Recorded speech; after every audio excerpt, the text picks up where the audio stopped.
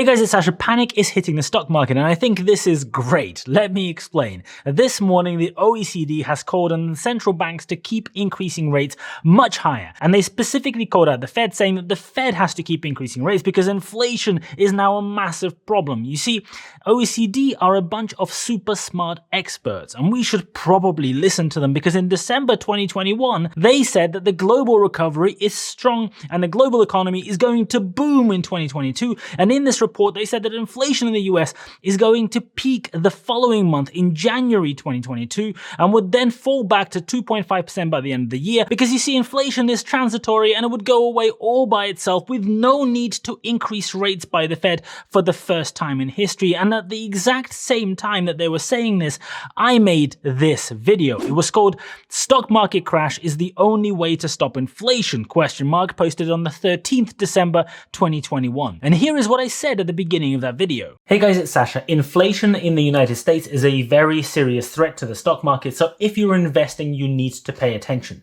But nobody out there seems to be talking about it. In fact, last week, the media and US officials seemed to be celebrating that the inflation rate was 6.8%. Just 6.8%, because I guess there was a risk that it could be even higher, and there is a lot to celebrate. It's only the highest rate that inflation has been since 1982, and if you look at the relative increase in the last 18 months or so, it's going up faster than at any rate since the beginning of the 1950s. So that's only about 70 years ago. And this is actually, if you look at it with any rational mind, a huge problem. A much bigger problem than I think a lot of people realize. But here we are, and today these same clowns from the OECD who have no fucking idea what it is that they are talking about are actively encouraging the central banks around the world, including the Fed, to keep increasing interest rates. Because now, 14 months after that previous report, now inflation is a really big problem, and it's just so bad and it's so obvious, even though inflation is on the way down, and all key indicators are saying that inflation will keep falling and potentially collapse in the next 6 months. And even though reports like the Producer Price Index is showing a huge fall in inflation already, that report is usually a predecessor, a precursor to the data filtering through into the Consumer Price Index, the CPI, the important one. Look, final demand inflation fell from 5.7% to 4.6% in just 1 month in February. That's massive. And look, energy is minus 0.2% month on month, transportation is minus 1.1%, the two items that were hot, trade is minus 0.8%, and the most resilient part of the Consumer Price Index, food, well, producer prices fell 2.2% month on month in February. This is big news, except nobody is talking about it because it ain't popular and it ain't panic. The problem with dimwits like the OECD is that for some unfathomable reason, everyone likes to listen to their opinion. They are the experts when it comes to economics, even though they repeatedly, completely, 100% fail to identify any major economic issues until 6 months after they happen. And when I saw this news this morning, I was happy. Because at the same time, I also saw all the analysts on CNBC this morning trip over each other to tell you how bad the banking crisis is. Oh my God, it's the worst ever. How every major bank in the world is about to collapse. This also made me happy. I saw the YouTubers get super excited about yet another wave of red market days doing their usual constipated thumbnails, telling you that every single fucking day the banks are going to fail. And then we have the social media mob who are busy discussing the end of quantitative tightening because the Fed's balance sheet went up after banks took up their offer of money to improve liquidity.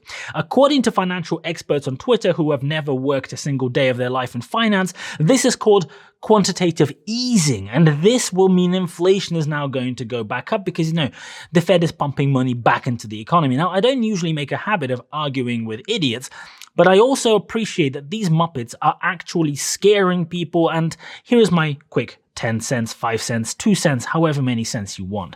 The Fed announced emergency measures after Silicon Valley Bank collapsed, which means that banks are now able to borrow money in the form of loans from the Fed to shore up their balance sheets. This money is not just being dished out. This prevents the risk of bank runs because this is the main actual risk the banks are currently carrying because their balance sheet is made up of assets that carry unrealized losses if they had to sell them all at the same time immediately. And if they had to do that, they would all go under. Every single US bank would go under, because that's how the system works. But if there isn't a bank run where everyone turns up to withdraw their cash at the same exact time, then there is no actual problem. Because over time, these low yield bonds will get diluted by higher yield bonds that are being purchased continuously every single month, because old ones are coming to maturity, new deposits are replacing old ones, and the balance sheet problem stops being a problem. But banks borrowing cash to solidify their balance sheet at the moment is not inflationary, because no money is actually entering the economy. This money is not going to be lent out by the banks because they're all excited and then spent by the businesses and people borrowing it.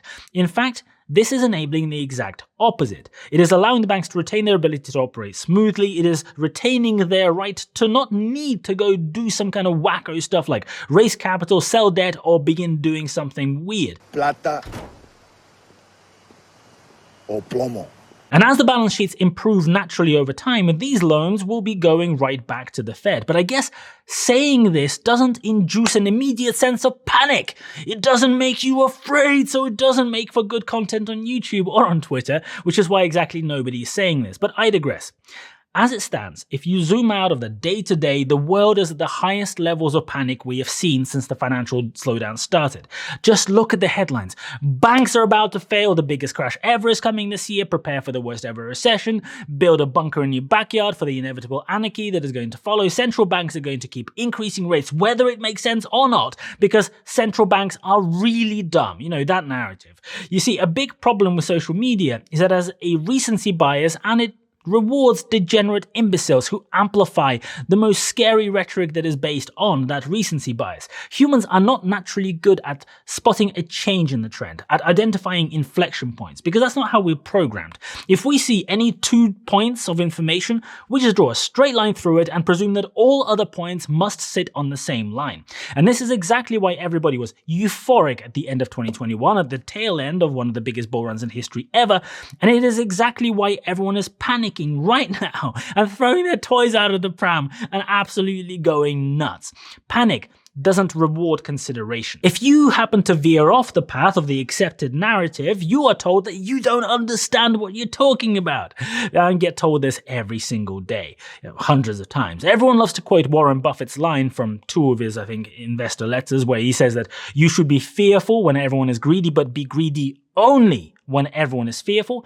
But very few people actually seem to apply this mantra in practice. In fact, almost everybody does the exact opposite. And this is why I am enjoying all this so much.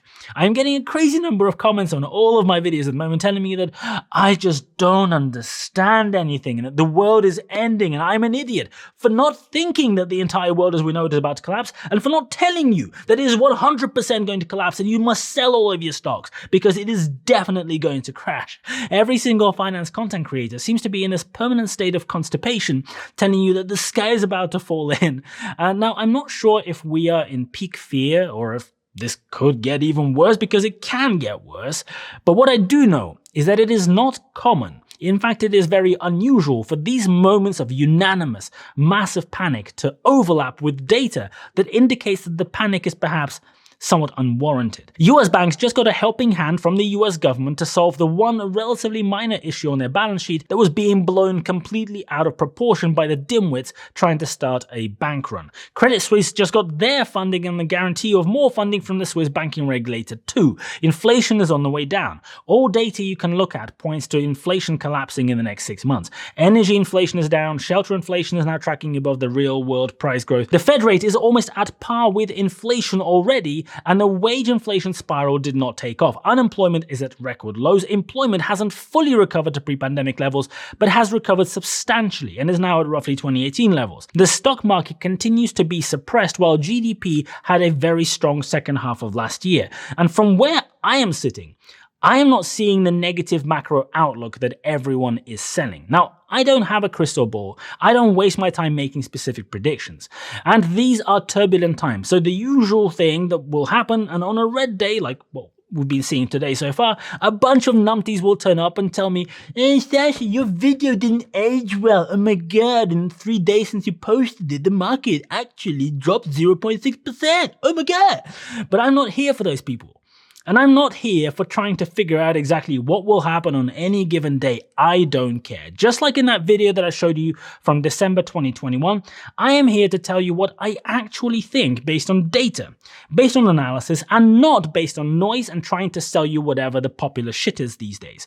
You know the drill. Crypto is popular, all aboard the crypto hype train. Oh no, AMC is popular. Quick, go and repurpose your content and start talking about AMC as though you've always loved a dying cinema company. Go and praise the apes, even if you don't actually understand anything about how a short squeeze actually works and how complex the mechanics behind it can be.